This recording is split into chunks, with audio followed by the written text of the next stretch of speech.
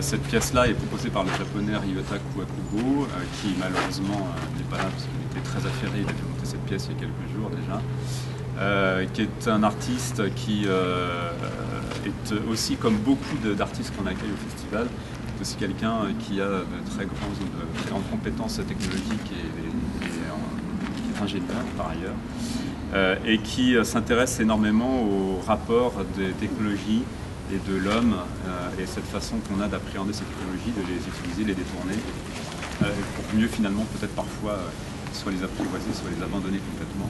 Dans cette pièce-là, il met donc en avant un travail sur la lumière.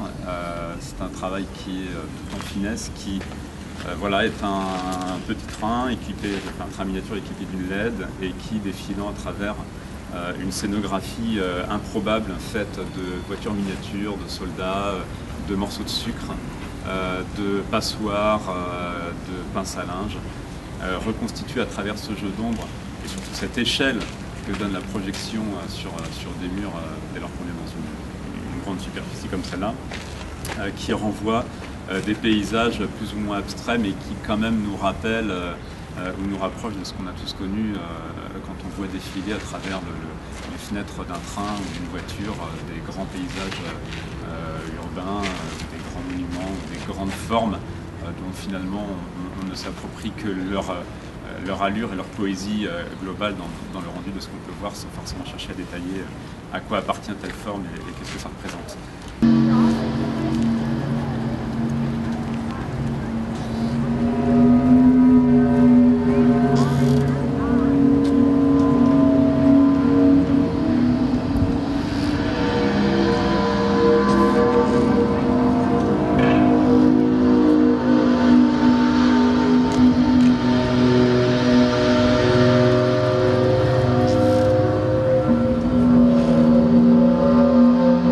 Je m'appelle Herman Colgan.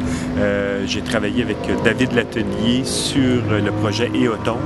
C'est un projet, je dirais, qui a été initié il y a 2 ans et qui travaille sur un peu le jumelage des continents, donc, mais par le vent. On a conceptualisé 4 immenses sculptures qui sont connectées en temps réel avec des capteurs de vent qu'on dépose dans 4 villes dans le monde. Présentement ici à Nantes, on a Rennes, Nantes, Québec et Montréal. Donc on a séparé un peu par l'océan Atlantique les deux continents, mais qui sont maintenant reliés ensemble. Ce qui est intéressant, en fait, c'est que chacune des sculptures sont reliées à une ville et bougent en temps réel et exactement au même moment du vent de la ville. C'est-à-dire qu'on a la même chose dans les autres villes, là? Oui. Hein? Exactement la même chose? Ben, non, c'est-à-dire que dans les autres villes, c'est un capteur qui est là présentement. Ils n'ont pas les sculptures. L'installation a été présentée à Montréal au mois de mai. Et donc le capteur était ici sur Nantes.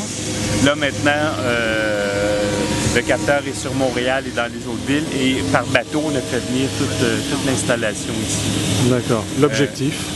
L'objectif, en fin de compte, pour nous, ça va un petit peu plus loin que ça parce que ça ne fait pas juste tourner, c'est que chacune des structures émet aussi une harmonie qui est reliée avec le vent de la ville. Donc pour nous, c'était un peu de créer